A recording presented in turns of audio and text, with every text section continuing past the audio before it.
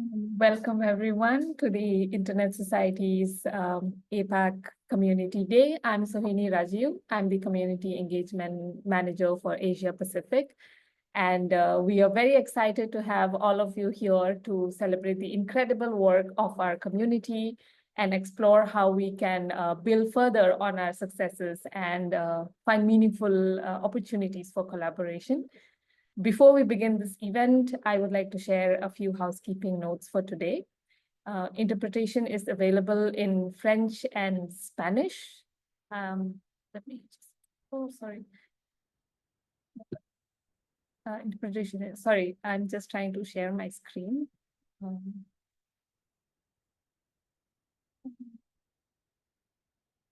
Yes, here we go. Yes, so interpretation is available in French and Spanish, and while interacting via chat, please make sure that you respect the Internet Society's code of conduct. And please note that this meeting is also being recorded. And now that we have out of the way, I will.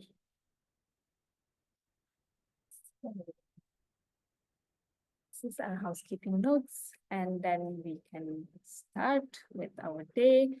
So I'm pleased to tell you that we have an exciting program ahead of us. Yeah, I'm sorry, I'm facing some technical issue. Can you see the presentation? No, we were seeing another screen, but if you want to share the PowerPoint. Yeah. Sorry.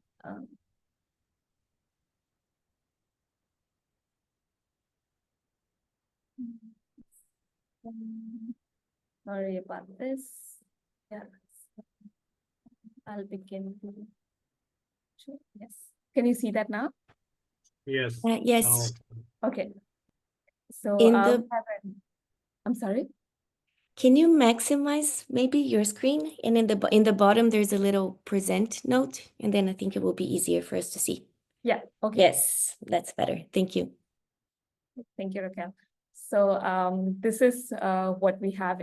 This is our community and Internet Society by numbers. As you can see, our membership is growing. The number of activities that we have been doing is also growing. And to start this day off, I would like to say that we have an exciting program ahead of us, and we'll be covering three main areas, which is countering Internet threats, Internet governance, and moments of collaboration. We also have a look ahead section where our members will share the exciting events that are upcoming for APAC in 2025. And I will kindly note that at the end of all the presentations, we will also keep the call open for about 30 minutes for an informal networking session. So we invite you to stay back and connect with each other. And we have two hosts today, Harisa Shahid and Sedu Kavaka. Harisa is our early career fellow in 2025. She's also a member of our Pakistan Islamabad chapter. And our other host is Selu Kavaka. She's an alumni and she is a member of the Pacific Islands chapter. And at this point, I would like to hand over to you, Selu, to kick us off.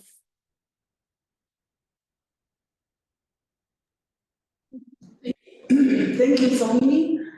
Hello, everyone. Malolele from Toma. I am so excited and happy to be here with us all today. To start off today, we have an internet pioneer, Young Kim, who is joining us to share some insights and stories. Young Kim, D.Y. Kim, is a visionary pioneer who significantly shaped the development of the Korean and broader Asia-Pacific internet infrastructure, impacting over 4 billion people. Serving as chair of APEN KR from 2002 to 2012, and chair of the Asia-Pacific Advanced Network, or APEN, from 2012 to 2015. He led efforts to enhance regional research and educational networks. He was also a key facilitator in the Eurasian Information Network, or TEAM, launched in 2000 to connect the European and Asian academic researchers, fostering international collaboration. A retired professor and a dean of Changnam National University, Kim is also an amateur musician who plays the traditional Korean bamboo flute, the danso. This personal passion for music and culture exchange deeply informs his advocacy for technology-driven artistic collaboration.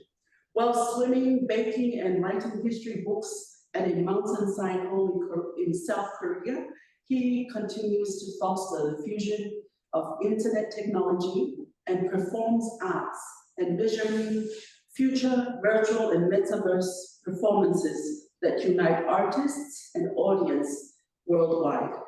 Please join me in welcoming DY to our APAC Community Day. Over to you, DY. Mao.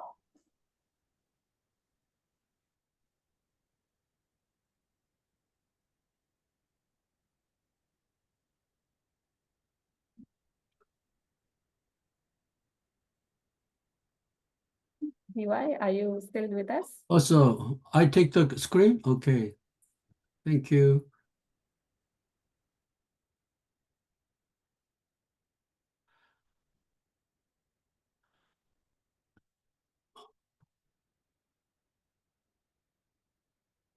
So, do you see the screen? Yes, Okay. thank you. And do you hear me? Okay. Thank you. Hello, everyone. I'm so honored to be invited to this regional gathering, to which I'm new. But I'd like to share my personal experience connected with the theme of this event. Think global, act local. With the topic that I'm going to present. So let me start with so I'll try to finish in 9 minutes. I'll try. Okay, so I took the title as From Local to Global, a little bit inversed, but the experience, personal experience I'd like to share with is my activities on cyber performance. I mean, collaborative online artistic performances. Oops, where?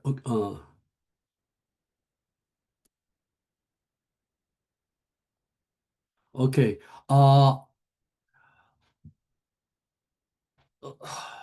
Sorry. I'm slide. Oops.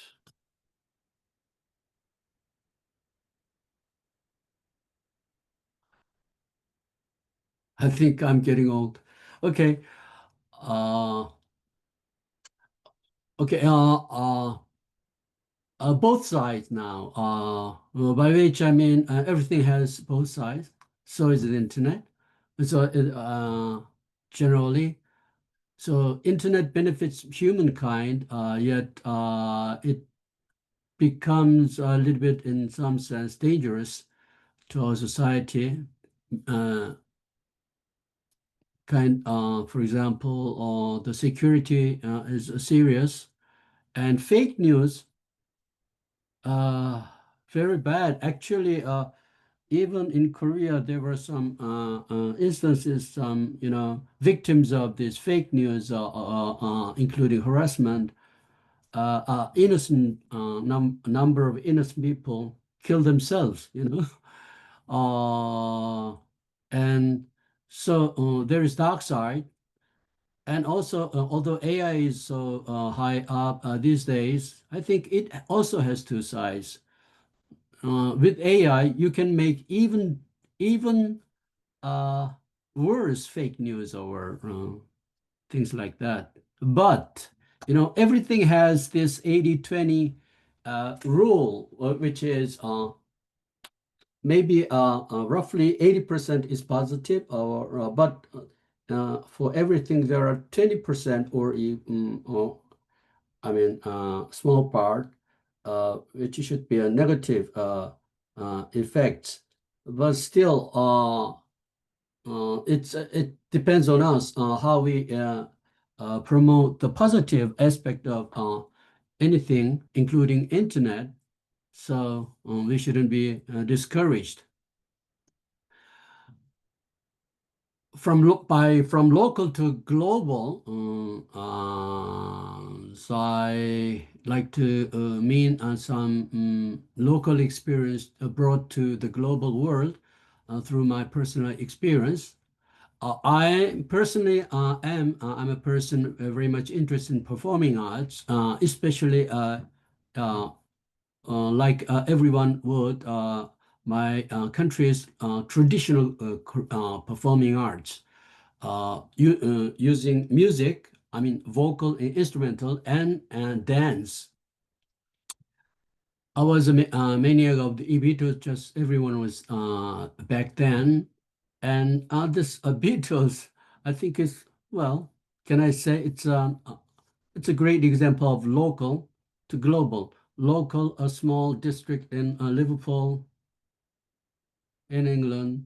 These kids, the story of their growth and their personal experiences made into songs became global.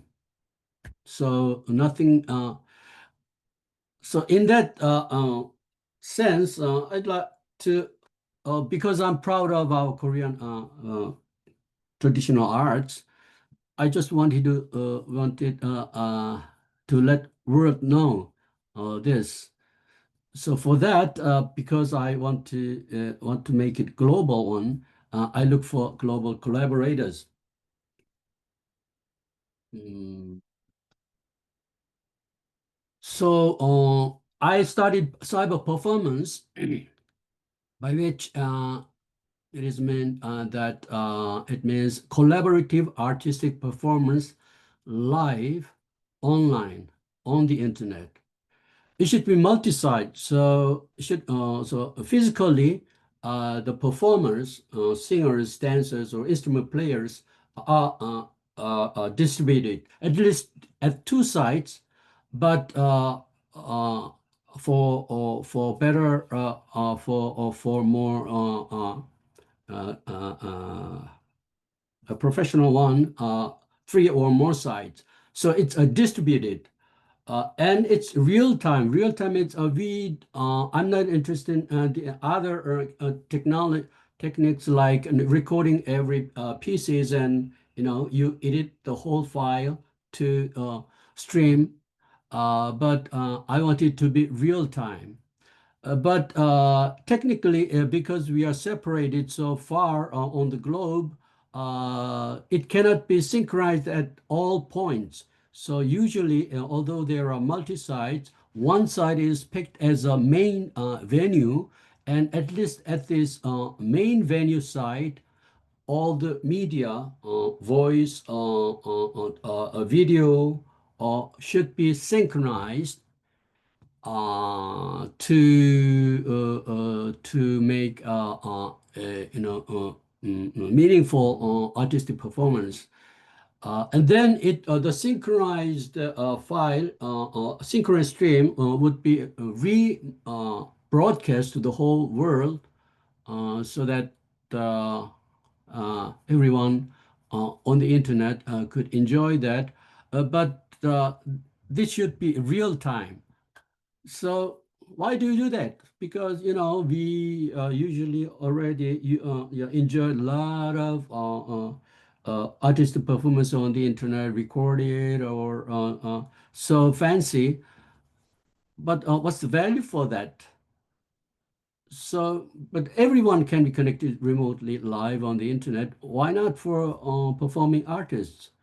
So, yeah, because someone said, people say, oh, I climb up the mountain because mountains are there. So I just want to try this One because it's exciting. And especially during the last few years during the pandemic, many performing artists didn't have places to perform. So why should we stop artist performance during the pandemic? If this technology or practice would be generalized, we are free of any natural disasters or things like that. This has nothing to do with the pandemic at that time, but I started this in 2003 under the name Dancing Q. Dancing Q comes from Dancing Queen, which means in my performance there is always dancers, and then dancers should dance to the music. So there are instruments, or sometimes or singers altogether. So this time, because it was the beginning, and my objective was use the most advanced audio video technology available at the time. So I didn't, in a sense, I wanted a high tech trial, not low profile. So it was 2003 between Busan and Seoul. And this team, professional traditional dancing team called Nulhi Dance Company, had a performance in a big Korean traditional theater in Korea, about 2,000 seats. And we had a team of performers as dancers, no, singers and instruments in another city, Busan, which were related to the theater at the back screen, and to that relate video and audio. The dancers danced, and the whole scene was relate to the world through Japan. So dancers, or maybe already so many minutes. These are screens of that time. It was related to Kyushu University, Japan, and they related to the U.S., Abilene, and the Dartmouth University received it and broadcast to the whole internet through Abilene, and also to the access grid infrastructure at the time. It and On our side, we received back from Dartmouth, so that we make sure that the whole screen is broadcast to the whole world and no problem. And it was captured in internet summary page like that. It was the first event, and then I did the second one in 2005 with New York University School of Music, and the perform. I don't have picture of the New York side here, but in the back screen, I don't have the cursor here. The It is cast to the whole of Seoul Music Center, and the people here from right is Professor Shigeki Goto of Tokyo University, John Gilbert, Professor John Gilbert from New York University. At the center, she's the choreographer of the Nulvi Dance Company, and a gentleman who supported our project. In 2006, I did with Barcelona from the same LG Art Hall of the same dance company, through Canada, through Netherlands, Surfnet, and to Barcelona, Mercader de les Flores, famous performance center. And there are lots of internet routers and all networking things that should be cooperated between many teams in Korea, Canada, Netherlands, Spain, and so forth. Very complicated, actually. And audio video equipment, and the engineering team at the LG Center, and the team watching at Canada, and the other team watching in Barcelona, things like that. Many organizations involved: I2CAT, Medicat, Iris, Jiang, Glyph, Nuri Dance Company, and Korea, Canada, Canary, CLC, Gloria, and so forth. 2007, I was going to do with Netherlands this time. Although it was incomplete, but what we was going to do is have the singer and instrument in Dongmyung University in Korea, relate through Canada to Netherlands Royal Theatre in Hague, and equipment complicated. But it failed because of technical problem, because the Royal Theatre had the stage was so small that we couldn't shoot the screen from the back. There were no space. The stage was not deep enough, and the dance team rejected our technical team's alternative proposals. So we were, very disappointed, but Netherlands team and we technical team gave up. It was not complete, but about 3 months we prepared for that. It was abandoned at the last moment. So instead of working with the dance company, which has very high, level of artistic criteria, I streamed some Korean artistic events, like Lotus Lantern Festival, which is now registered as UNESCO heritage, and a weekly open performance of the Daejeon Yeonjong Korean Traditional Music Center. For example, this is a scene of Buddha on Buddha's birthday lantern of parade, which is done every year in April on the birth of Buddha. And my effort was transferred to the APAN, for which I, for some years, I served as chair to the APAN e-culture company, and I gathered a bigger team headed by BC Koo, professor of KAIST, and the chair Farida Noor of Malaysia, and Andrew Howard of Australia. And we did once a year or twice a year, almost every year, in New Delhi, Chiang Mai, Colombo, Bandung, Indonesia, Nantou, Taiwan, and so forth.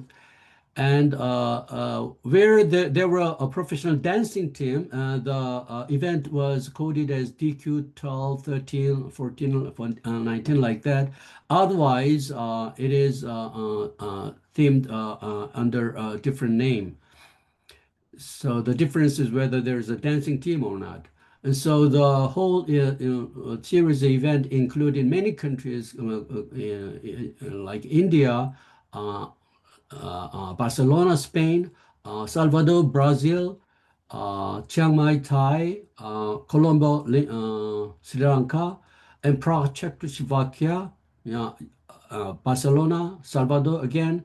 We did many times with them, and Indonesia, and US, Miami, Taiwan, Pakistan, India, Bangladesh, Malaysia, Vietnam, and so forth. Hi, DY. Sorry to cut Okay, you off, but we're a little bit over time. okay. Yeah, we'll try and finish in a minute. So many technical details I'd like to skip. At the end, I dreamed of cyber performance, all time, always on for multicultural events. Possibly there could be startup business for that. But now we can do actually low-end trials like I don't think Zoom can handle with the latency problem properly. Uh, Maybe I wish there would be tailored cyber performance app for that. For example, Prague, Miami, Barcelona, Sydney, Salvador, like this.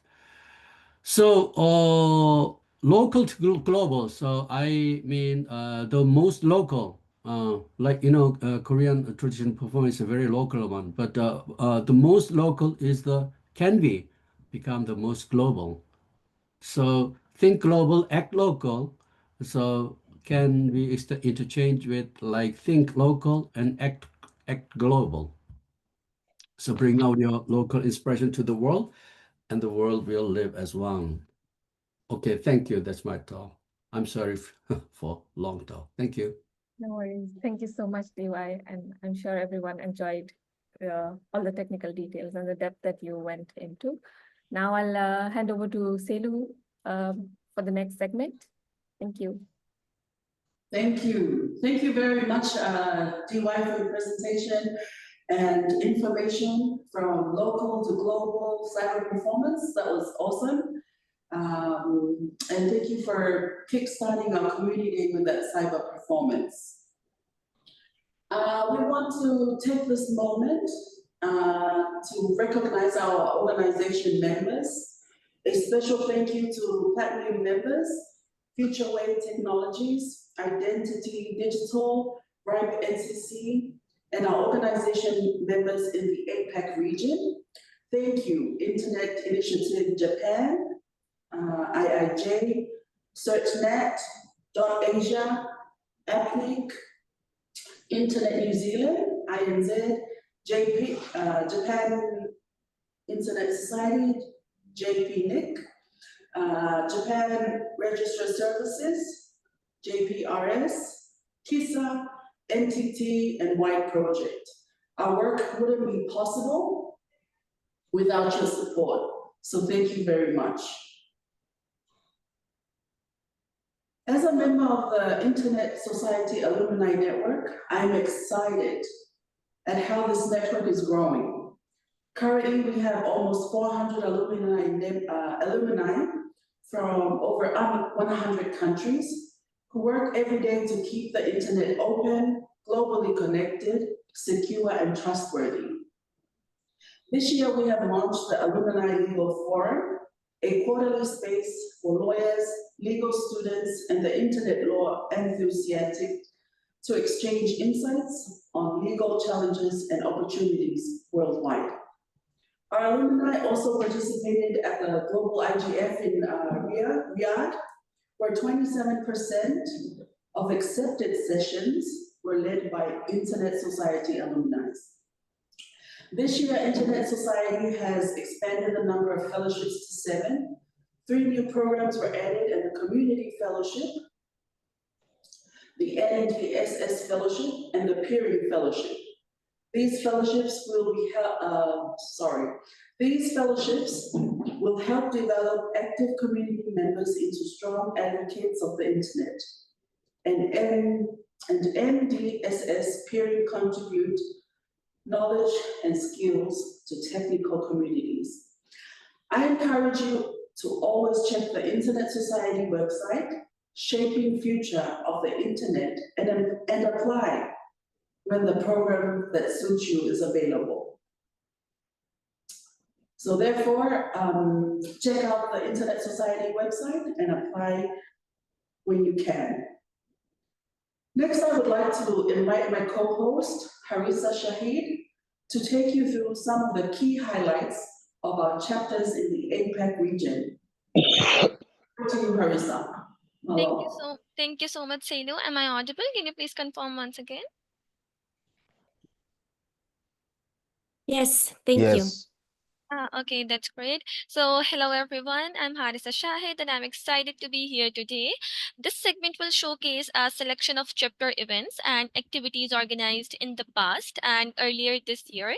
While we are only able to highlight a few examples here, we deeply appreciate and recognize the dedication and creativity of all our chapters in many wonderful initiatives we have undertaken.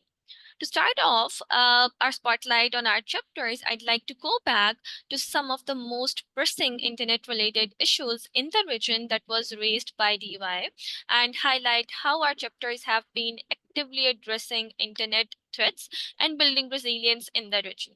So our first theme is countering internet threats.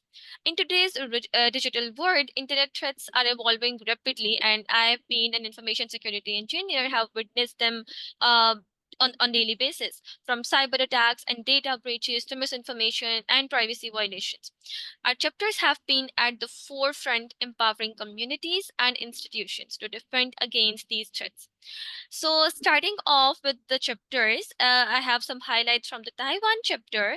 Last year, the Taiwan chapter partnered with the TW NOC to provide training on large language models, LLMs, to domestic ISPs and enterprise network administrators.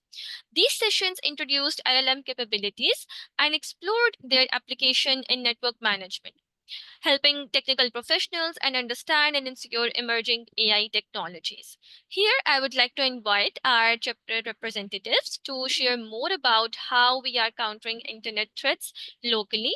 Our first presenter is Priyatosh Jana from the India Kolkata chapter. So over to you, Priyatosh. Are you here with us? Yes. So thank you, Harisa. So I think I am audible. So I am Priyatosh Jana, working as the Vice President of ISOG India Kolkata chapter.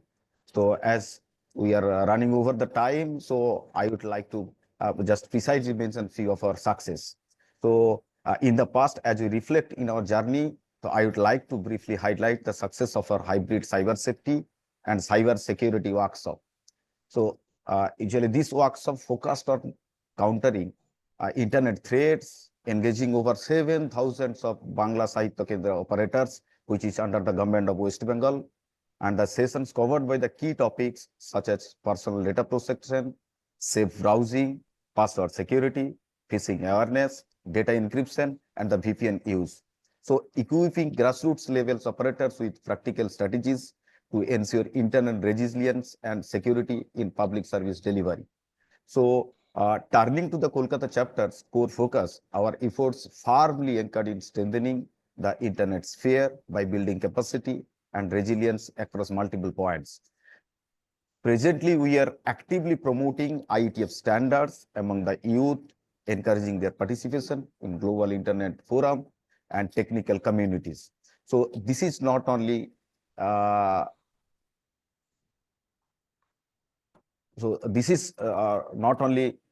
empowering the youth, also the India's voice is present in shaping the future of the internet. Okay, so our chapter is deeply engaged in research on DNS, routing, peering, including the development of validation of India's indigenous internet measurement systems, which is articulated in the ISOC news. And this work is crucial for identifying vulnerabilities and enhancing the resilience of our networks. So we have fostered the technical collaboration with prominent institutes across the India, delivering capacity building workshops on DNS and IPv6, and supporting the implementation of open standards by which the students, the researchers can participate in the international forum of IETF. So, and again, hands-on experience and expertise further strengthening our internet infrastructure. So these are the few things we are promoting now these days. And through these initiatives, the Kolkata chapter remains committed to advancing secure, robust, and inclusive internet for all. So by investing in the education, research, and collaborations, we are laying groundwork for the resilient digital future where the community is not only protected from threats, but also empowered to innovate and lead. So this is all about what we are doing from the Kolkata chapters. So this is from my end. Thank you, Harisa, and it's over to you. Thank you so much, Priyatos. These are such wonderful initiatives and efforts made by you and your chapter. So, moving to forward, on the policy front, the Australia chapter submitted detailed feedback on the federal government's Online Safety Bill 2024. They advocated for a balanced approach that addresses only harms, especially to children, while protecting the human rights and providing flexibility for emerging threats. Their submission highlighted the importance of education and a robust complaints mechanism administered by the e-safety commissioner. These examples illustrate the diverse approaches our chapters take, from technical training to policy advocacy to counter internet threats effectively. Our next segment focuses on some of the internet governance initiatives led by our chapters. Internet governance is the backbone of a free, open, and secure internet. And I believe most of us have been involved in so many internet governance initiatives. So, on the chapters are deeply involved fostering multi-stakeholder dialogue and capacity building to ensure diverse voices that shape the internet future. I would like to invite Ananda, the Secretary of the Nepal Youth IGF, to briefly highlight the Nepal chapter's Internet Governance Initiative, as I believe that Nepal chapter is doing great. And over to you, Ananda. Thank you, Harisa. Thank you, Harisa. May I share my PowerPoint? Yeah, sure.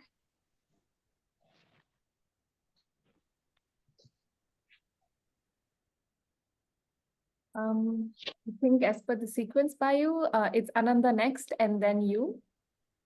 Oh, okay. So, as per the sequence. So thank you. Yes. Sorry about that, Ananda. Please go ahead. No worries. Am I audible now? Bonjour.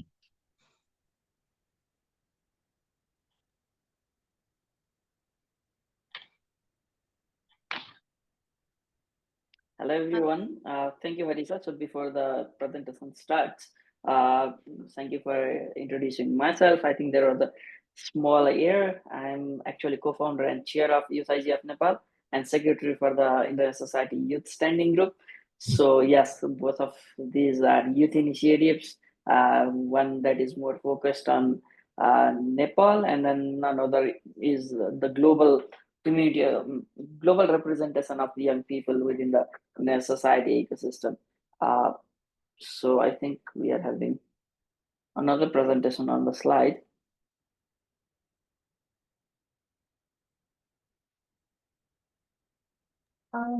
We are using the subhead for the Nepal chapter because we didn't receive any specific material.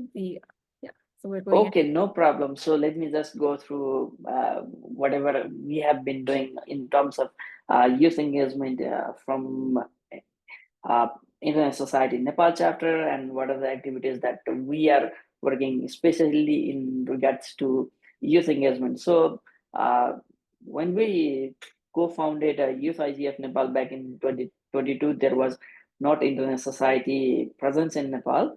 It is now in its third edition. We are planning for our fourth one to be in October, and we are hoping a lot of engagement during October, gearing up for different events. I think our president Aswad will share more about what things are happening in Kathmandu during the October. So we are from the youth engagement activities. We will be hosting our annual Youth IGF just before the APR IGF, and we are so proud that we will be hosting this year's Asia Pacific Youth IGF by Youth IGF Nepal. So those are the two major youth engagement activities that we will be working on. In addition to that, we have different action committees within Internet Society Nepal chapter that works on capacity building, and then building youth networks who can advocate for digital policies. That you might be aware, there are a lot of policy things happening in Nepal that are making that are trying to make the digital space more shrinking, but we are continuously advocating and empowering more young people so that they can advocate for open, secure, and accessible internet.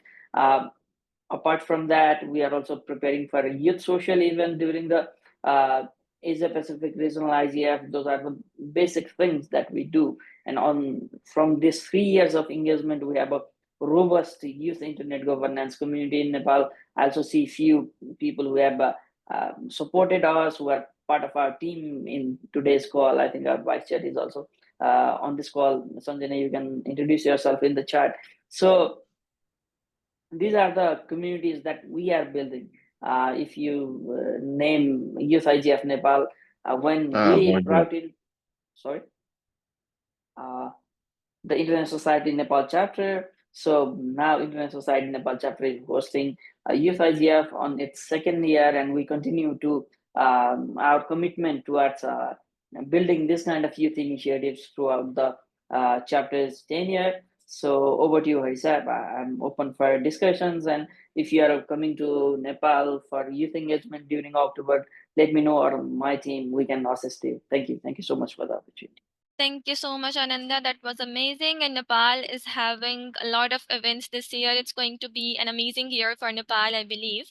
And for our participants, you can show some appreciation with a clap emoji, as we are not there physically. So that's how we can appreciate our peers on what they are doing. Moving on, now I have a little announcement or a news share to be shared from the Pakistan chapter. And for that, I would like to call Mr. Muhammad Omer Ali, who is the co-organizer of the Youth IG of Pakistan. Over to you, Omer. Are you here? Yes. Am I audible and visible? Yes, you are, and you're visible. All right.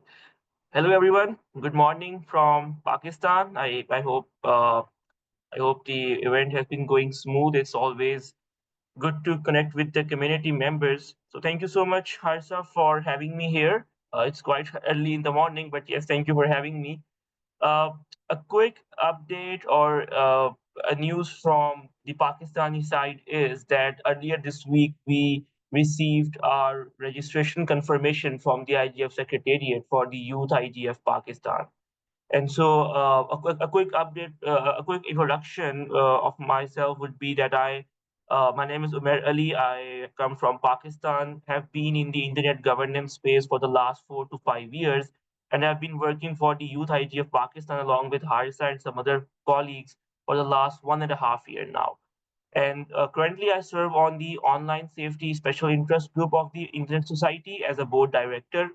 And after nearly 18 months of hard work, we were able to receive the final confirmation earlier this week. So we look forward to organizing our first event later in this year. We are also looking forward to partnering with the National IGF of Pakistan.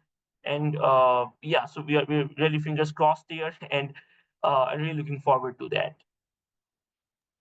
Thank you, Mayor. And that's what we have from Pakistan Youth Internet Governance Forum. Thank you so much for telling us the big news. And next we have, next we have Bayu, the chapter secretary of Indonesia chapter, to share a few words about how the chapter is doing. Are you here with us, Bayu? Yes. I Thank have you so a much. presentation. Okay.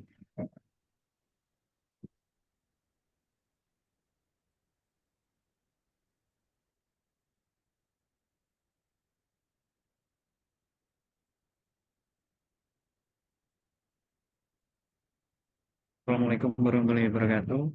Hello everyone, my name is Bayu. I'm from Indonesia. I'm to journey at ISOC Indonesia. Today I have invited to you imagine a future where everyone in Indonesia record of where their life as our opportunity and improving life. Our commitment to bring to digital literacy and responsibility and internet government to every corner and of the archipelago from the heart of Jakarta to the most remote island. Together, we are not just dedicating to digital era, we are actively building it, ensuring no one is left behind. Let's embark on this mission to create a stronger, more inclusive digital society for Indonesia. Yes, I'm Bayu, representative on Health Our Care Woman. Okay, our mission is built of three power pillar. First, digital empowerment, creating a new opportunity through technology so that every Indonesia can learn, work, and connect it in the digital world. Second, community development, building strong, resilient digital communication community and that support each other and grow together.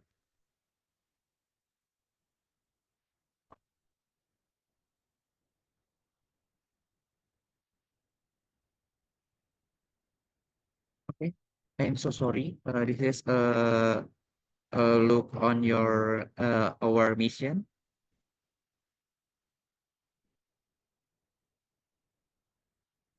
And thirdnya, internet government promoting responsible politics and that's protest user for innovation and user safe open online environment. These pillar are the foundation. Every innovation we launch building as we help Indonesia embrace the digital act with confidence and responsibility. And then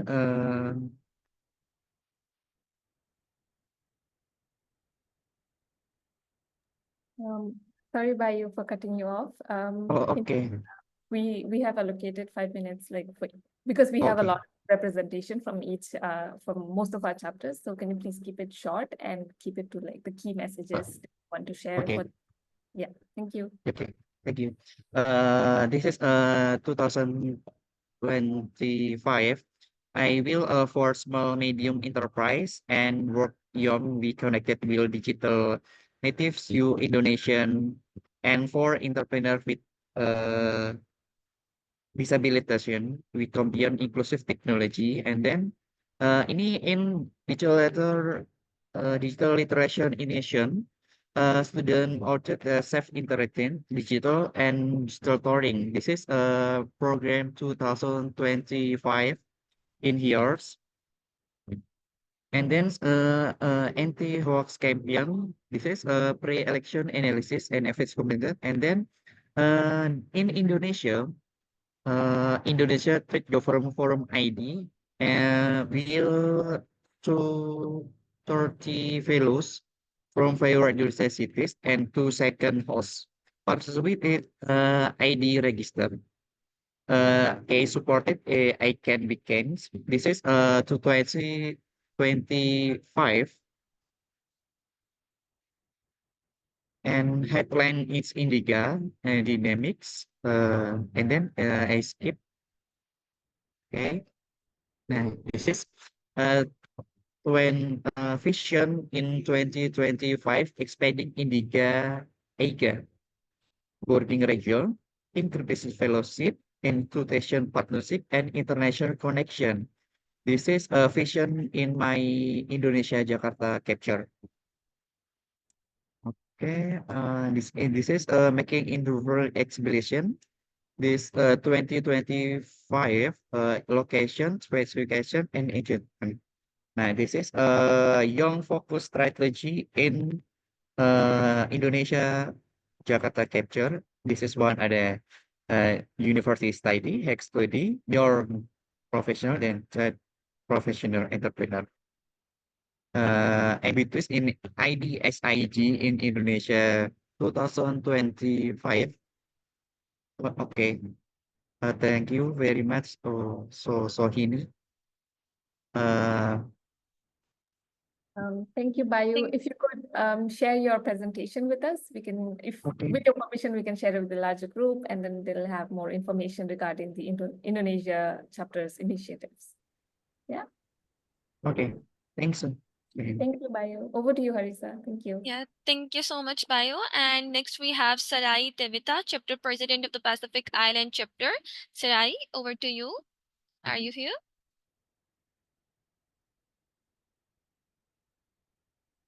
Um, I believe you are. If you're not here, then I can go over the highlights of the Pacific Island chapter. At the 2024 Pacific Island Internet Governance Forum, the Pacific Island chapter of the Internet Society successfully organized discussions and shared views on the theme of strengthening digital governance and resilience in the Pacific Island, including strategies to counter internet threats. The chapter also represented the region at the 2024 Australian Internet Governance Forum, further extending its engagement in regional internet governance dialogues. The Pacific IGF provided a unique opportunity for individuals, organizations, and governments to engage in meaningful dialogue, sharing insights, and collaborate on solution addressing the digital challenges and opportunities across the Pacific region. Building on this momentum, are you here? Okay. Yes, Harissa, you can go ahead. Okay, sure. Building on this momentum, the 2025 Pacific Internet Governance is planned to be hosted at the National University of Samoa in Apia from June 30 to July 4, 2025. This event continues to serve as a vital platform for stakeholders to deepen collaboration on digital governance and resilience in the Pacific, fostering multi-stakeholder participation and regional cooperation. And we are very excited about hosting an ISOC social event at the Pacific Internet Governance Forum. Please drop in and say hi if you are Samoa at that time, and maybe you can chat in the chat box if you are going to be there. So next, I would like to invite Kausaruddin from the Bangladesh chapter to share the highlights from their chapter. Kausar, are you here with us? Yes. Are you here? Okay, that's great. Yeah, we can hear you. You can take over. Okay, thank you very much. Good morning, everyone from Bangladesh. This is Mohammad Kausaruddin. I am the chapter vice president of ISOC Bangladesh chapter here. I think I conclude maybe within my time, maybe within 5 minutes. So actually, interesting thing is here I saw most of the persons who are joining here, most of the persons come from the technical background. But by profession, I am a journalist. I saw interesting is there, but I am involved with this kind of activities many times ago, right? I am also, beside the Indian Society Bangladesh chapter, I am also one of the board of trustee member of Bangladesh Network Operators Group.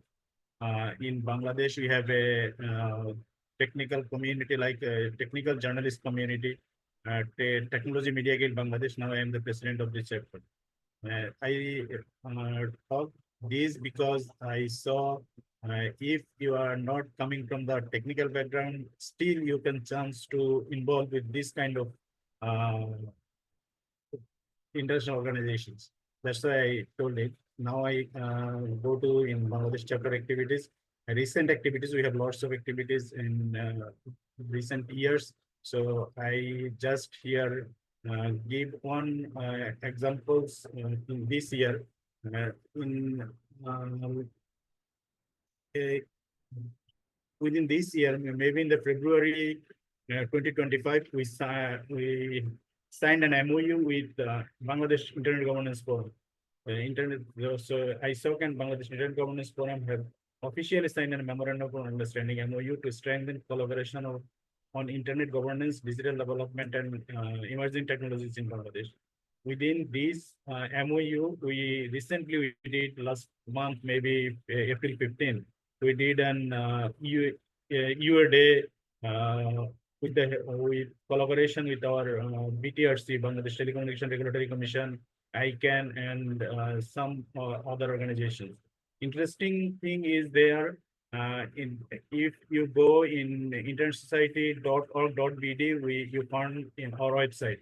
But in that event, your day event, we starting another domain name of our chapter is in Bangla script, intersociety.bangla.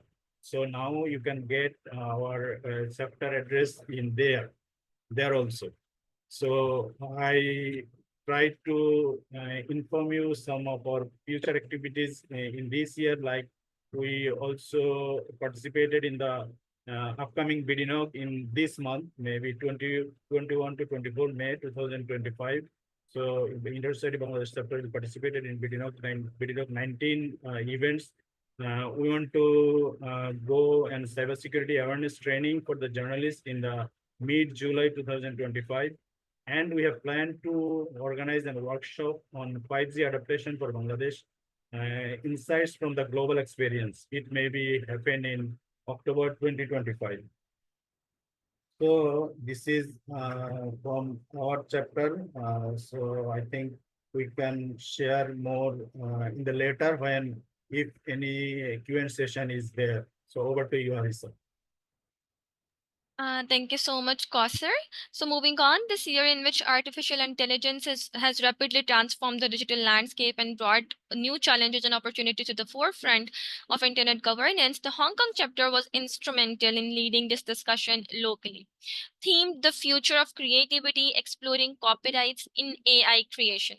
The Hong Kong Internet Governance Forum, organized by the Hong Kong chapter on April 29, 2025, brought together key stakeholders from government, the creative industries, and the business sector to tackle one of the most complex and timely issues facing our society, which is the intersection of AI and copyrights. As we look ahead, the Hong Kong chapter remains dedicated to fostering open dialogue and innovative thinking on internet governance, AI, and intellectual property. I believe that together we will continue to navigate these uncharted waters and help shape a future where creativity and technology thrive side by side. So here we have concluded our second theme. Moving on forward, we have our third theme, which is the moments of collaboration. So I would like to share some inspiring moments of collaboration that demonstrate how working together amplifies our impact. To kick us off, I would like to invite Tomohiro Fujisaki from the Japan chapter to share how their chapter has collaborated with Internet Society members for their key events. Over to you, Fujisaki. Okay. Yeah. Thank you. Thank you, Harisa. Can you hear me? Okay. Yes, we can. Okay. Thank you so much. Oh, good morning, good afternoon, good evening, everybody. I'm Tomohiro Fujisaki, ISOC Japan chapter chair. And here I'll introduce our key event, Internet Week. And actually, Internet Week is organized by JPNIC. JPNIC is a Japan Network Information Center and one of the ISOC organization members. And last year we had the Internet Week 2024, and the event showcased a successful collaboration between the ISOC Japan chapter and JPNIC, and also ISOC members in Japan. And the event introduced ISOC JP's activities and facilitated a roundtable and open microphone discussion where participants shared their interests and they explored potential collaborative activities. And the event served as a forum for gathering input from Japanese internet community. And the topics discussed here span technical areas such as internet standardization topics, and also as well as non-technical themes, including internet governance, accessibility, and disaster-related internet issues. And actually, last year's Internet Week 2024 is very success, and building on this success, a similar collaborative event, Internet Week, is planned to have in November this year, and aims to continue fostering dialogue on the internet-related topics and strengthen collaboration between the ISOC JP, JPNIC, and other broader internet community in Japan. And last year, the Internet Week 2024, we had the Noel from the Internet Society, and she joined us for the Internet Week, and a very good presentation. And also we had a lovely interaction and got to share the meal together. you can see the picture on the screen. And this is a kind of collaboration and engagement that keeps us motivated. And we invite both ISOC staff and community members to support and join us for the Internet Week this year. Thank you so much. Thank you so much, Fujisaki-san. It was great moments highlighted by you. Now, last year, we have some highlights from the Hyderabad chapter. Last year, the India Hyderabad chapter successfully conducted the Designing and Deploying Computer Networks, or DDCN training, which gave participants hands-on experience in building and managing the real-world networks. Building on that success, the chapter is now focusing on creating academic hubs that will train students and develop the next generation of internet leaders. These hubs will provide ongoing education and practical opportunities to deepen their skills in networking and digital technologies. For those who are interested in the more details, there is a presentation available in the chat, and that covers more details. So you can go through that and connect with your peers if you want to get engaged in this initiative. Now I will hand over to Adarsh from the India Bangalore chapter, who will share more about the trainings in India this year. Adarsh, are you here with us? Yes, Harisa, I can hear you. Okay, that's over to you. Thank you, Harisa. Hey, hi, everyone. It's Adarsh here from Internet Society India Bangalore chapter. So I'm happy to share about the activity which is going on in Bangalore chapter. So this year, that is 2025, the ISOC India Bangalore chapter is proud to lead the community center technical training program. So as a part of this initiative, so we are offering a series of impactful courses here. The first one is the fundamentals of design and deploying computer network. That is, we call it as DDCM, and computer network readiness assessment. The second one is on CNRA, and the third one is building wireless community network. That is the BWCM. So our and the program is designed for like a 5 weeks online course and followed by intensive offline boot camp that empathizes hands-on and the practical experience for the participants. So this approach ensures that the participants not only like in gaining the theoretical knowledge over the online, but also they are like in develop and the real world skills which is needed to make the like a tangible impact in their communities. So what makes this year is truly special is like all our Indian ISOC Indian 7 chapters are collaboratively taking part in this training program. And our training began in the month of April 2025, and we are eagerly looking forward and to celebrate the graduation of all our 45 participants in the upcoming month in July. So this collaborative initiative in partnership with the Internet Society Foundation training and the learning team, so this makes like a marking like a significant step forward. So we are strengthening community connectivity initiative across the country and building the skills and capacity of our community members. So by rooting our efforts at the grassroots level, we are ensuring that our work is both sustainable and impactful. So this ensures that like our efforts are like a sustainable, rooted in the grassroots and helping to move closer to our shared goal that is connecting the unconnected. That's what from my end. Thank you. Over to you, Arisa. Thank you so much, Adarsh. And the session is going really great. I myself enjoying learning more about every chapter here in our region. And thank you all for those inspiring insights. The work of Internet Society chapters in the APAC region and globally is really vital to building a safer, more resilient and inclusive internet. As we look ahead, I would like to highlight some of the upcoming events in the region. But before I go over, I would reiterate that again, that these are some of the highlights that we have shared in this session within the given time frame. And if you believe that you have more to share, you can always share the links in the chat and then keep on chatting with your peers in the chat box. So I would like to invite a few chapter representatives who are engaged in co-hosting our support events in the region. While the presentation is ongoing, I invite the community again to share their chapters upcoming events in the year in the chat. And as you get busy in the chat, I invite Nupur to share a few words with us. Thank you. Hi, everyone. I'm Nupur, the president of India Mumbai chapter. I would like to briefly share some of the exciting events from our chapter. I would like to share my screen to show you a presentation. Just one second. It's not.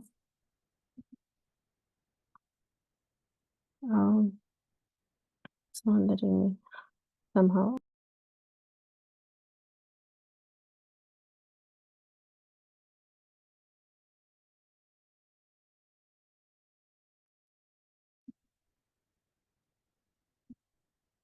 I have enabled your ability to share screen, so it should be working now. Oh, it's not working somehow. It's not giving me the option somehow to share my screen. One second.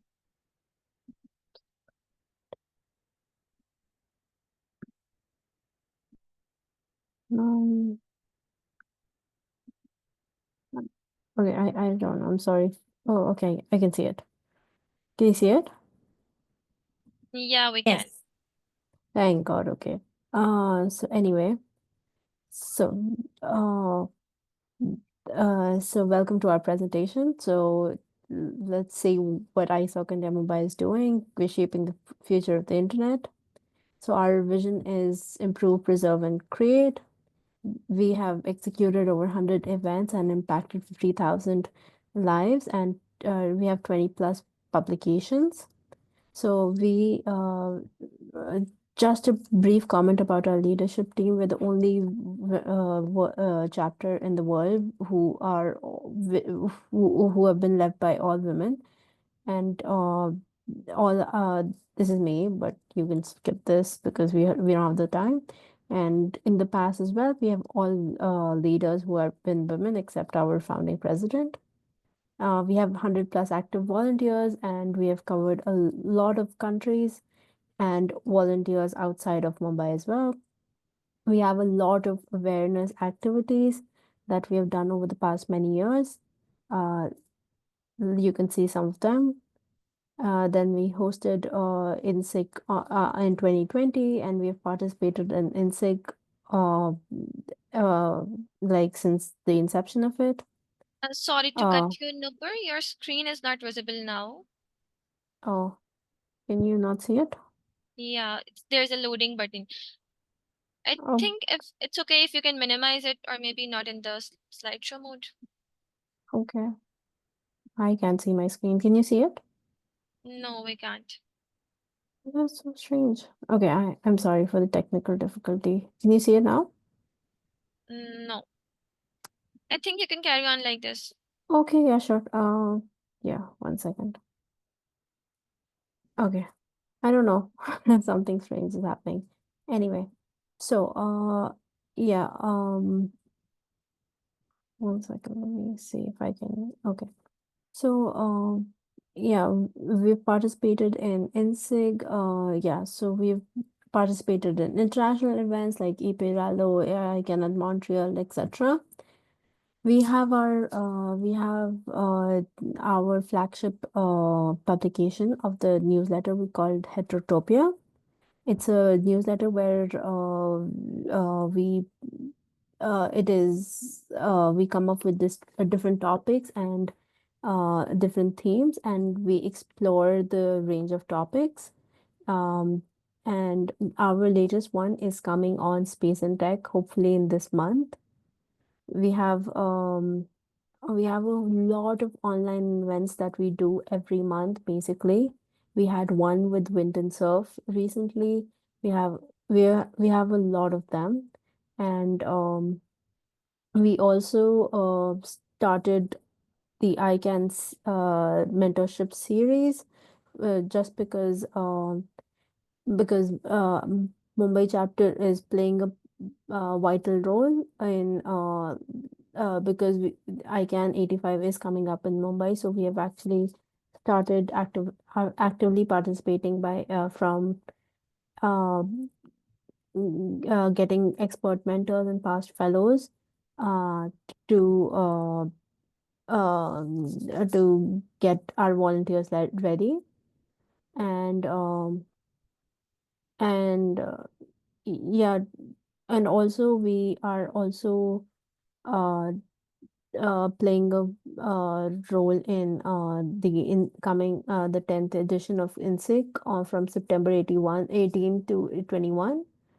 So this is a significant milestone that highlights a decade of nurturing talent and expertise. We'll also be hosting ISOC social event during this INSIC event, INSIC this year. So if you happen to be around, so we'll welcome you to come and say a hello. So yeah, together these events reflect vibrant ecosystem in India where education, mentorship, and community building come together to empower professionals from diverse backgrounds to shape the future of the internet, both nationally and regionally. So yeah, thank you so Uh, much, and I'm going to thank, share the link. thank you Yeah. so much, Nupur. Next, I invite Ashwat from the Nepal chapter.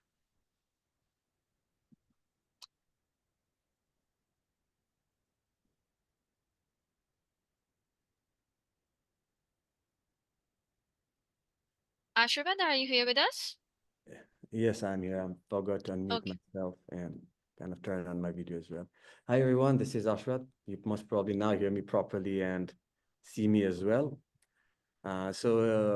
Greetings, everyone. Greetings from Nepal. And this is a busy year for ISOC Nepal chapter, as I'm thrilled to share some of our key events that are being planned to be hosted in Kathmandu later this year around October. So please mark your calendars for that time. But before I talk about that, I would like to highlight on how Nepal chapter has been engaging with the community to work towards a safer and inclusive internet, the moments of collaboration. In 2024, we successfully collaborated with Internet Society's Accessibility Standing Group and jointly organized a 3-day leadership training workshop on internet governance for persons with disability. We continued this spirit of collaboration, and we also hosted a national conference on digital rights that was hosted together with another ALS at last structure, IGI, and we also hosted a national school on internet governance this year, apart from the AI summit that we did. So these events brought together policy makers, experts, and advocates to address the ethical and legal challenges uh, posed by AI and emerging technologies. The focus of all event was kind of going towards AI, as that's the hot topic right now. But looking ahead, one of the exciting highlights in Kathmandu, Nepal this year is the Asia Pacific School on Internet Governance. It would be held from 8th to 10th October. So it's a platform that for learning and dialogues for internet governance issues. So that's one of it. At the same time, I'm pleased to let you know that the 16th Asia Pacific Internet Governance Forum, APRIGF, will also be held in Kathmandu around that time from 11th to 14th of October. So this will also help amplifying the region's role in shaping the future of internet. I'll share the link of APRIGF in the chat box. And while we're on APRIGF, currently the session proposals for submitting a session proposal is open. So if you are thinking about, or if you're not, please do think about submitting a proposal at APRIGF Nepal. The call for proposal are right now open, and it's open till June 4th. The program committee has decided that we're not going to extend, so please do apply as soon as possible. And of course, we'll have an ISOC social event at APRIGF. So I also invite you to drop by that event when it happens in October. Adding to this exciting lineup, one of the first edition of Internet Society Community Fellowship Workshop will be taking place in Kathmandu this year. It will also be in October from 8th to 10th. Alongside this, there will also be a connectivity workshop that will bring together young leaders, industry experts, and have hands-on and people who have hands-on experience in building and managing community networks and infrastructure in Nepal. So this co-located event, and that as it's happening on same time, creates a unique synergy that excuse me. So these co-located events create a unique synergy that will enable participants to engage in a broad spectrum of expertise and perspectives. This is a rare chance to network, learn, and collaborate across different fields and backgrounds, all focused on advancing internet access, governance, and community empowerment in Nepal, and just not in Nepal, but the wider Asia Pacific region. So I look forward to seeing most of you in Nepal in person, or at least online. So yeah, back to you, Harisha. Thank you so much. Thank you so much, Asharvad. And yes, I believe Nepal is going to host most of us this year. So it is an exciting year for APAC with lots of opportunities to collaborate and share stories in person. We have other upcoming events, internet related events in 2025, which include firstly the Global India AI Summit that will be held in New Delhi from 3 to 4th July. Next, we have Asia Pacific Internet Governance Academy 2025, which will be held in Busan, South Korea from 18 to 22 August. After that, we will be having Digital Rights Asia Pacific Assembly DR APAC 2025, which will be hosted in Kuala Lumpur, Malaysia between 26th to 27th August. After that, we'll be having APNIC 60, which will be held in Vietnam from 4 to 11 September. Also, check out the list of internet-related events of ISOC has prepared for 2025. The link has been shared in the chat. Okay, so we are coming towards the closing of this session. So what an energizing journey it's been, celebrating just a glimpse of incredible achievements within our community. As we wrap up this vibrant edition of APAC Community Day, it's my absolute pleasure to introduce one of the leadership at Internet Society who embodies our spirit of innovation and connection to bring the 2025 edition to the APAC Community Day to a close. Please join me in welcoming Joseph Lorenzo Hall, distinguished technologist at the Internet Society. Joseph, are you here with us? Yes, thank you so much for introducing me. And thank you, everybody. Wow, what an incredible Impact Community Day. I hope you are all leaving feeling as energized and inspired as I am. We've seen such a remarkable depth and breadth of work today. It's just truly amazing. From the technical solutions related to real-time performance and music to the very crucial community building discussions that we've been having. It's a really powerful showcase here of all the passion that drives us. I think the thing that most amazes me is the collective commitment we have here to the shared mission. That is truly bringing the people of the APAC region to the internet and bringing the internet to the people of the APAC region. Each of the sessions here has highlighted this drive. Today, I think it was a really vivid reminder that our work is about breaking down barriers, fostering that digital inclusion and empowering individuals and communities across the entire APAC region, which is so big, so many people. It's about the human connection. It's about the connections that the network enables amongst us as humans. And that it opens up just a world of opportunities. This year, specifically with a collective focus on that WSIS plus 20 review in the internet's governance realm and the role of IGS, it's especially great to see all the internet governance activity. And I am especially excited. I think I'm going to be there in Nepal in person for the October events, and I couldn't be more excited to get over there and actually get to meet so many of you.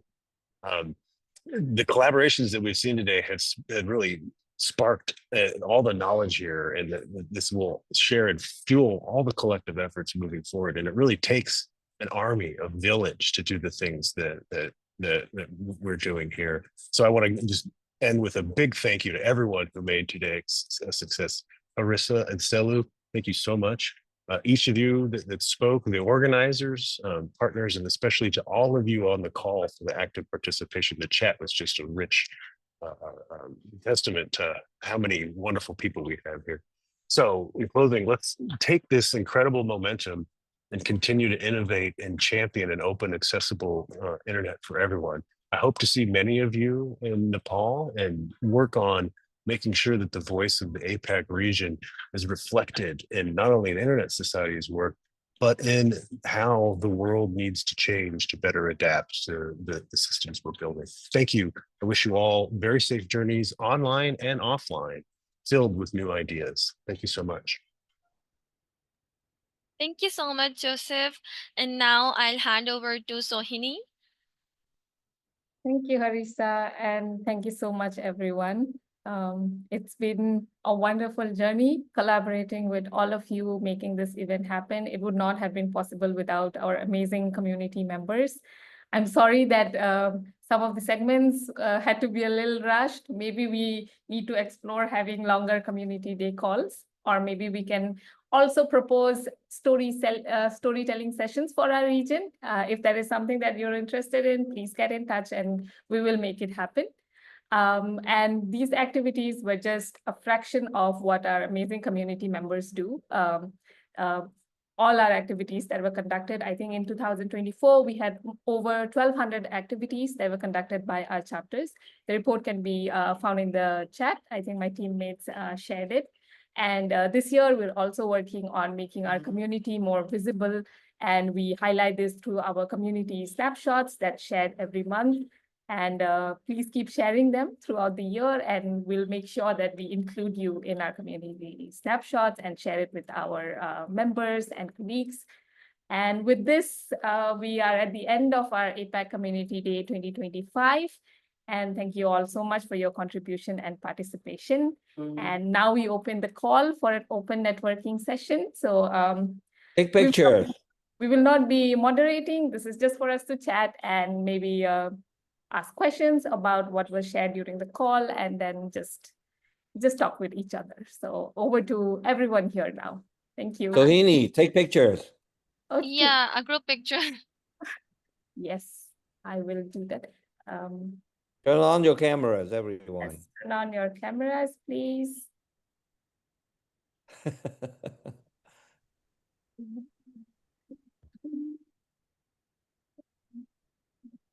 Screens.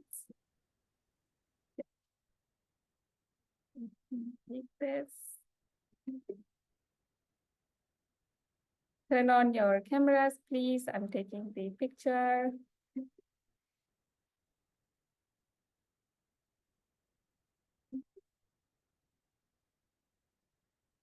I've taken the pictures and the recording. For those who joined late, I saw some comments in the chat. You can always watch the recording and get in touch with us if you have any questions or if you want to explore any collaboration. I did see, I think the Nepal chapter wanting to collaborate with the Japan chapter. And this is very heartwarming to see, because this is exactly what we want to come out of these calls.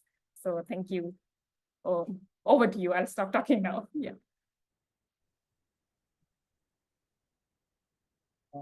I have one question. Yes, please go ahead. Yeah, this is Prakash Lohana. I'm from Karachi. I just, because I'm a member, individual member, and I need to know what are the requirements to form a chapter in Karachi. I mean, how many members or any other requirements? So I better go and to establish the chapter of this internet society. So anything about yeah, let me know any URL from where I can find, because I've been a member since long, but I never thought about to go for a launching a chapter. So we do have a chapter in Pakistan, in Islamabad. Would it work if we connect you to the local chapter that's already present to learn more about how our chapters function and explore how we can collaborate together? Okay, so in Islamabad, that's fine. I can collaborate if I know who are there, the members, so I can connect with them, and maybe and what are the geographical requirements for having a chapter, whether it's fine if one chapter in the country is fine, whether it's Islamabad or Karachi, and we can join and we can communicate with them, or some kind of geographical restrictions that the chapter have such kind of boundary around. I don't know, because I'm referring some concepts of the IEEE's policies. Sohini, do you want me to jump in on that? Yes, thank you, Prakash, for asking this question. I'm Senior Director for Chapters and Special Interest Groups at the Internet Society. So we, yes, there is a link to chapter processes in the chat, but to your very specific questions, in most countries, we do have national chapters. As you can see from the chapter map, we can share this too. Now, we do have a few exceptions, as you know. For example, India, we do have several chapters for historic reasons, but there are also, geographical or linguistic reasons sometimes that do give a basis to have additional chapters. So that is a conversation that we can definitely take up with you, but it's more on a case-by-case decision, while in most cases it makes more sense to have a national chapter because that's more powerful in terms of influencing national policymakers, for example. There are valid reasons for going another route, and that's something that we can certainly discuss offline if that's of interest. Okay, that's fine. Appreciate. So I let me see the link, and then I would rather prefer to collaborate and communicate with Islamabad chapter, and then see later on maybe. So thank you very much. Thanks. That's Hi, fine. Prakash, you can always get connected with me, maybe on LinkedIn, and we can have a little bit chat on that because I'm a member of Islamabad chapter and I would really like to help you in any cause. Oh, great. Thank you. Thank you. You're from Islamabad? No, I am basically from Lahore, but I'm a member of Islamabad chapter. Okay, that's fine. So you are from Pakistan. Yeah. Yeah, that's great. So I'm from Karachi. So certainly I will connect you through LinkedIn. Thanks. Oh, okay. Sure, Thank we'll you. have a conversation there. Have a Thank great you. day. Thank you very much. Thanks. Appreciate it. Excellent. Thanks. Love it when these connections happen naturally on these calls. So perfect. Yeah, thank you. Does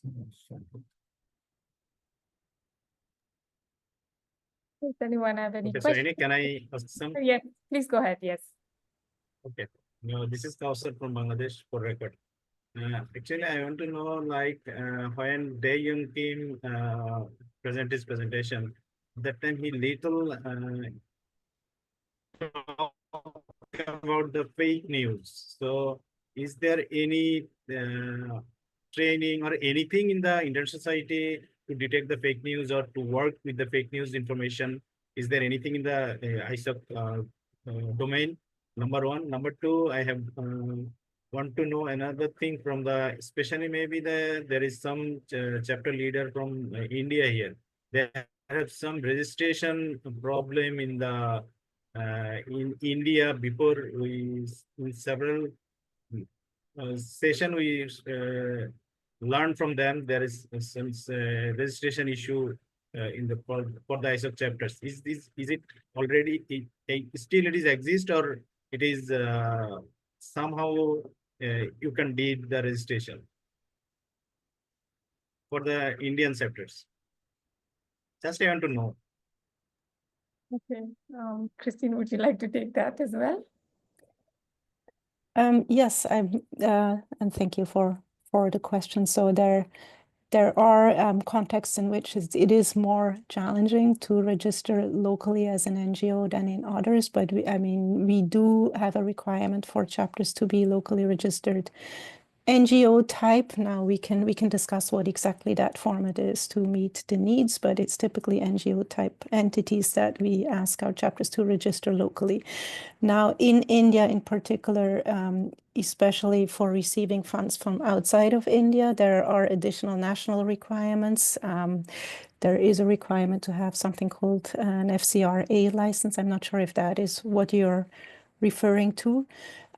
We do realize this is a big challenge, and we're working with our Indian chapters to figure out what the best approach is. We just recently actually organized an FCRA training with an FCRA specialist to just better understand what exactly it takes to get that license and also maintain that license. Getting it is one thing, maintaining it is another one. So we did work through that. We have a handbook on what it takes to get that license that is available to our Indian chapters, and are now waiting to hear back from our Indian chapters if that is of interest to them to go that route, and how we can best support them if that is of interest. Now, in addition, we're working on all sorts of other alternative engagement activities with our Indian chapters, knowing the challenges of getting money into India, and obviously we need to do this in a way that is compliant and does not pose any risk to anyone. So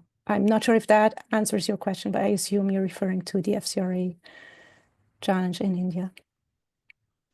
Thank you. You're welcome. Thank you, Christine. And related to the fake names, I think it was more of a technical question. We did have a video on a journalist training. We'll share it with you. We're trying to locate it right now, but we'll definitely share it with you. Noel, yes, please go ahead. Hi, sorry, I'm off cam. I'm taking my holidays and I'm in an odd time zone at the moment. Thank you for that question. So for misinformation, we have relied on our chapters and our community thus far to organize activities around misinformation and fake news. If it is of interest, we do acknowledge that different communities and different chapters have their own interests pertinent to local developments. And we acknowledge as well that in Asia Pacific, fake news and misinformation and disinformation have been affecting society rather gravely. And there's a lot of legislation around these issues at the moment. At the Internet Society staff, and as you can see from our action plan and our strategy, tackling misinformation and disinformation is currently not in our core work area.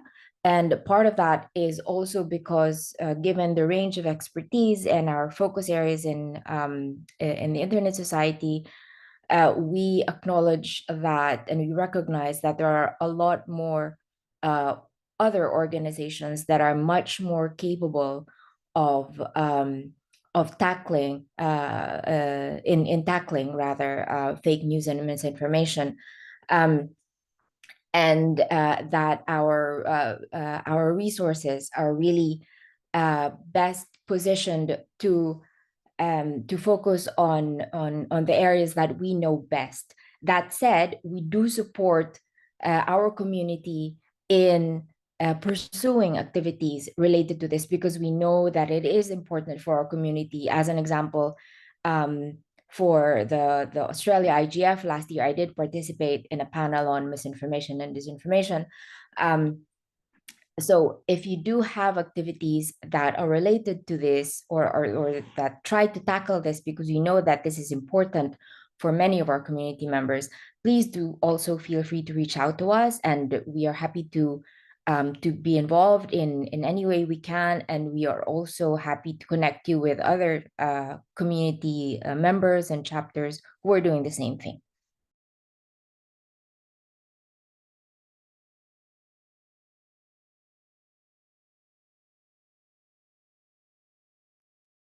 Thank you, Noel.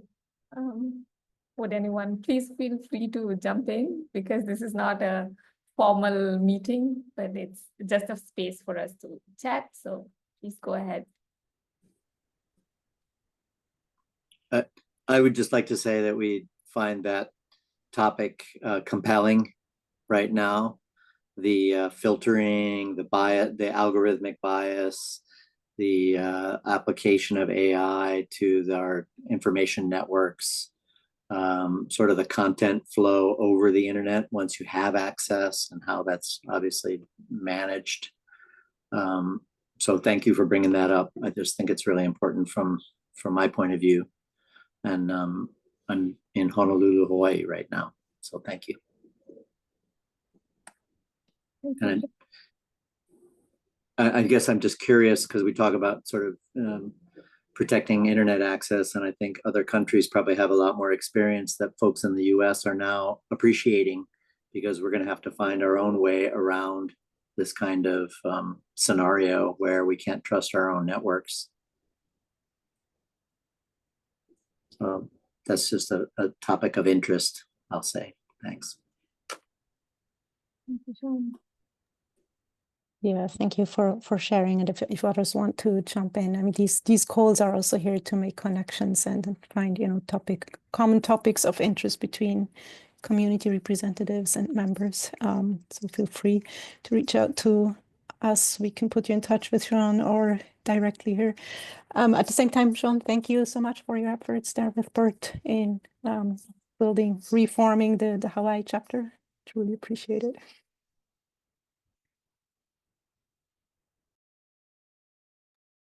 I just want to say goodbye as I have to rush to my office now.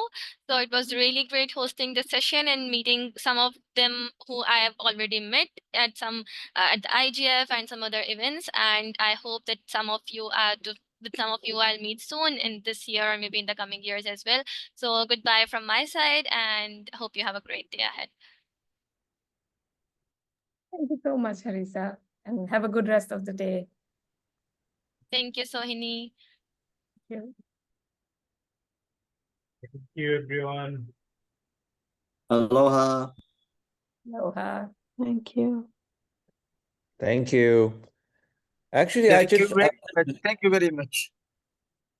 yeah, everybody's saying thank you. Thank you Really. all and good luck to all of you. Yeah, thank you very Good much. luck. And now we have some office meetings, so Yes. I'm also leaving now. Thank you very Thank much you. tonight to attend. Thank you very much. People are leaving, so People are leaving. job well right. done. Yes. Yeah. Yeah, it's a work day, so makes sense. But Sohini, I was just going to say, this is Charles, Charles Mark. I just actually want to say, I mean, for every chapter to share what they have been doing, this is a great idea. I wonder if it is possible to actually have something like an online page where there will be, like a directory or repository, because sometimes chapters may want to, hey, they may see some other chapters doing something and they would be interested in doing it locally. Maybe they can get in touch with one another. So I don't know. I mean, today, of course, we share it within the meeting, but some people, some chapters, or some of the people in some chapters may not all be here. So I just wonder whether that information, putting it somewhere where it's going to be accessible, may be useful. So, yes, Christine, go ahead. Sorry, to just jump over. Thank you for that suggestion. And it's clearly something that the team is working on with our communications department. Yeah, right we now. don't want to give you too much work, but No, still, this is important. If it is something that the chapters can put up themselves and like a wiki, that might be useful. Yeah, that's a great idea. What we currently have, it's a first step towards something like that, is that the monthly snapshot that I think Hannah shared earlier, which I just posted again. And it's a start. It's not everything, but it's a start. So if you have activities that you want to have highlighted, let us know. Sorry, Cheryl. That's all right, but we are all required to dump information into the system, and it sort of just goes into a black hole. So, it would be useful to scrape what we're already doing into something perhaps this is one of more the sources. interactive. Yeah, that'd be great. It's one of the Thanks. sources for the snapshots right now, but yes, I totally hear you. It shouldn't feel like a black hole, and it isn't, because we're pulling from there, but we're not able to pull everything right now. So that's the next step. I think to add what Shell and Shah said, if we have those kind of things, it will also be helpful for chapters to work, because just from today, what I realized was, the Ashwa for the record, sure, Australia has been doing something on social harm bill. Nepal chapter has been doing similar things on the IT bill and social media bill here in Nepal. So it would be very helpful for us to kind of, see what the Australian chapter brought. That would kind of be useful for Nepal chapter, as well as the basic theme for our thinking in terms of as an internet society member would be similar. So creating those kind of things would, in a way, save resources, as well as we would not be duplicating the same thing, and also kind of give insights and ideas for other chapters to move towards the direction. And as a APAC committee, we could go towards a similar direction if we do that. Just adding on to that. Yeah. Just seeing the question about chapter workshops from Priyatash in the chat. I will respond to that, and I have to run to drop off my kids at school. Life realities are coming in. For those of you who've been around, we did chapter workshops, regional chapter workshops, in-person workshops before Corona, before the COVID pandemic, and then had to move to different formats. We're now bringing back something that is a little bit similar. It's not exactly the chapter workshops that you knew from the past. We have a fellowship program, a community fellowship program that is leading into community workshops, and there will be 2 this year. You can see I posted the link in the chat here. There's actually one in APAC this year and one in Latin America, but it's more of an integrated program where a selection of fellows, community fellows that have now been identified, move through the learning program that is then leading into an in-person workshop. You can read up more on the details of that, and if it's of interest, we can also share more updates on how this is going on, potentially a regional call or in communications going forward. Sharon. Thanks, Christine. New topic. It's a privilege I have had over a few years now to be involved in some small way with the early and mid-career fellowships that ISOC does, and there's some absolutely fabulous people involved in all of that. And I actually have the honour of having a youth ambassador under my wings this year. But as a chapter, I wouldn't know about it. I only know about what they do because of my selection activities and my occasional mentoring. And it seems to me that while we're building on these community events and storytelling and things like that, and we're creating an alumni of sorts, we could also be making better use of connecting with these people during their process, not trying to get them to join a chapter later. But I just see it as a little bit of a talent waste. And certainly there would be resources that various chapters and experts within our chapters could bring forward that would be very specifically helpful to many of them. So I just wanted to plant that seed. I know it's complicated octopus to try and wrangle, but if we could look at that at some stage, I can certainly guarantee that we would all learn some very valuable things about the sort of work that they're wanting to do while they are actually in the program. Thanks.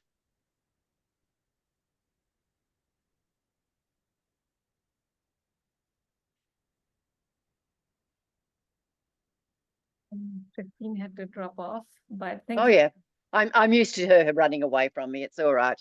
She's always forgiven to go and deal with the kiddies. Right. Yeah, thank you for sharing feedback. I'll make a note of this and share it with the fellowship team as well. This is what we are working towards as well, and we do have regional committees for the workshops. Ashirwad is part of it for the Asia Pacific workshop. So we'll be ensuring that while we bring in the local context, we also consciously take in what the fellows have suggested throughout their journey. And this is something we'll be looking at replicating it next year as well. So yeah. But many of these fellows aren't even members of chapters or individual members of ISOC. So, you know, this is talent being wasted. Yes. As far as I'm concerned, we need to do better. Thank you. Does anyone else want to share anything? This is your moment.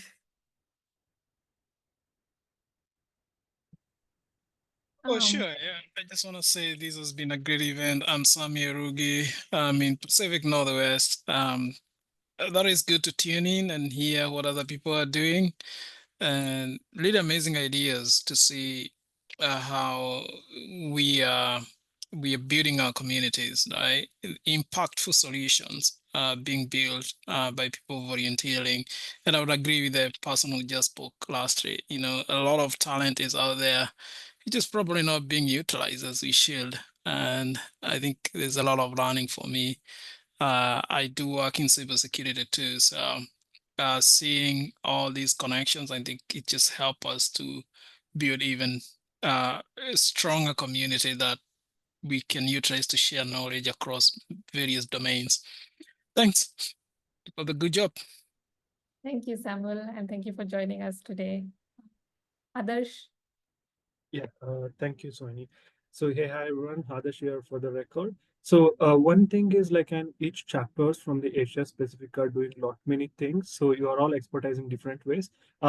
Even what my point is like, and if anyone interested to collaborate in between the chapters, I'm from the Bangalore chapter. It could be like, and we are doing the training the trainers, like, and we are expertising the people. If anyone wants like, and local community training, or as even like in helping each other.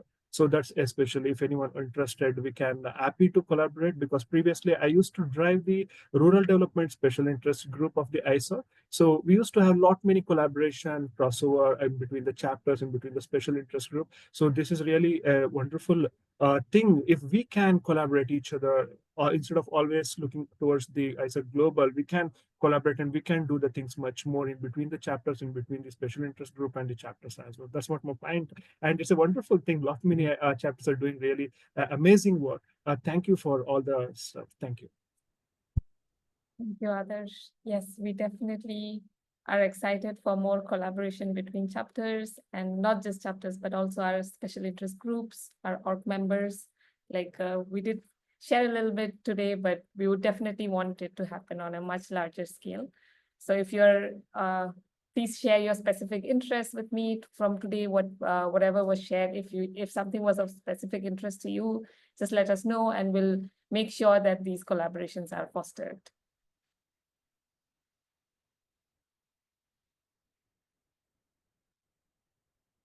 Yes, please, Nupur, go ahead. It must be really late for you. Thank you so much for always making time and joining us. We really appreciate it. Thank you so much. Thank you. There's nothing left, right? No, this is just a session. So everybody, like, don't feel like I'm holding you hostage. Please feel free to drop off. I'm sure you have a lot of things planned for the day, or you're wrapping up for the day. So, yeah. Okay.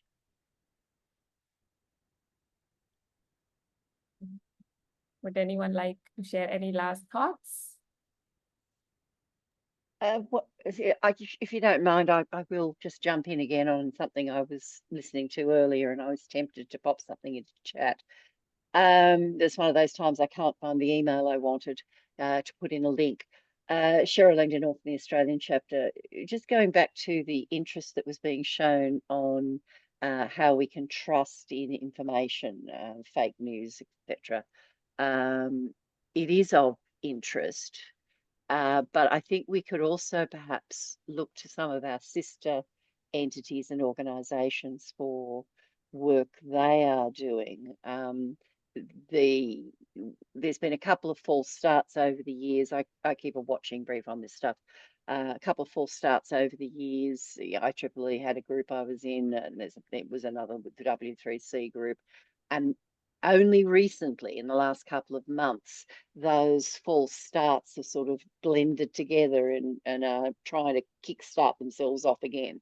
Now, that's obviously a very standards-based approach to these things, but that may be a resource if you're pulling something together that we could reach out and at least, get those connections between our chapters and members who have deep interest in this to perhaps join these sorts of groups, or in fact, at least keep a watching brief on what they're doing. So when some of the not unbiased algorithms and standards marks in inverted commas are being proposed as end users, you'd be valuable to even beta test some stuff.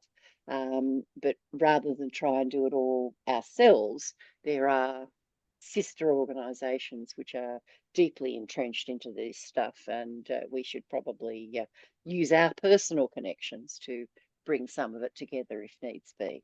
Thanks. I think that would be excellent. And I'm part of the community-centered connectivity project this year. And we are looking at drawing in sister organizations, and we definitely want feedback from the chapters to know who is strategically important, who are aligned with our values. So we will be reaching out to you, Cheryl, and to the others in the call to understand what we can do in the next 5 years in terms of connectivity. There are similar initiatives going on in the other projects. So that'll be our first step to work towards, consciously towards co-creation. So we will be reaching out to you. So please don't feel like I'm spamming you because you will be hearing a lot from me, especially Ashirwad. I think he's been seeing my face at least once a week this month. So, and even Nupur, so I'll be reaching out, and I hope that, there is more collaboration and there is more impact in this region, and we're more visible going forward. So that is something that I'm very excited about. And so feel free to show me your face.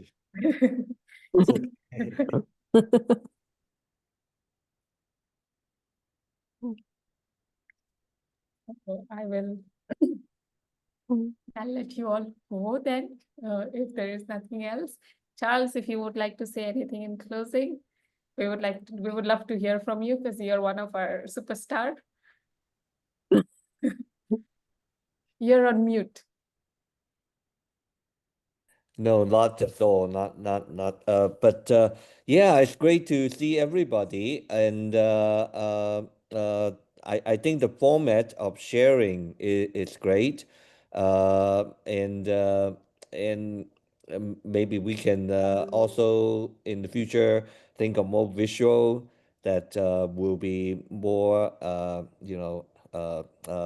get our attention a little bit better. But I also think that maybe we can capture some of these activities and ideas, and maybe we can do interviews, very short interviews of each chapter, like 5 minutes or whatever, or something like that, 5 or 6 minutes, and put it on YouTube and something. I think that would be a good visibility for the chapters as well. Maybe the chapters can do it themselves, and to highlight some of the activities and show us some of the pictures of some of the events that they held and so on.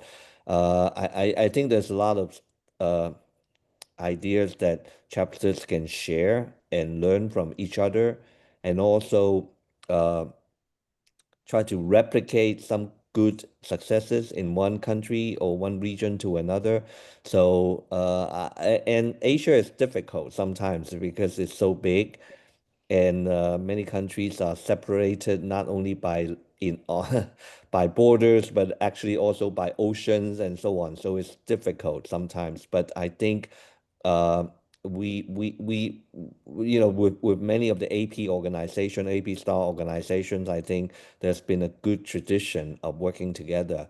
So I just hope that maybe we can help do whatever we can, and I hope we can hear more ideas about what chapters or local, even individual members will need to organize themselves and so on. So I think what we need at the society is more ideas, not what we can tell them what to do. So it's a great start, and I hope we can do more of these, in future. Thank you. Thank you so much, Charles. Yes, that is something that we're definitely working towards. A little bit slow, but we're making progress. And storytelling, I see, and sharing is something of interest to everyone. So maybe we can rethink the regional call formats for APAC. And I'll be reaching out to everyone regarding that as well. She's officially warning us that this spam is going to be coming. I don't think it's spam if it comes from you, Sohini. It's all right. Yes, thank you. And when I was at Apricot, I did, it was like a hostage situation where I chased down like, hey, please give me an interview. And we did get some chapter members to, talk on camera. Kauser and Fatisa was one No, of you're the hostage taker. Yes, I'm Yes. the taker. You're the taker. No, you're not. Yeah, so yeah, we did, and it was appreciated by because we do share it on our all staff call as well, and they love, seeing the community. So that's something we are also actively trying to do. But we're going to see her with her own camera shortly. She'll be buttonholing people in the corridors. I can see it now. I'll be there at IGF next month doing that. So if you're there, please come and say hi, and we would love to chat. Thank you so much, everyone. And Cheryl, I hope this is your last meeting of the day. And Today it is, yes. But, you know, 4 a.m. starts and 4 p.m. finishes are perfectly normal working in APAC. I hope you get some rest now, and I will see you all very soon. Bye, everybody. Have a great weekend.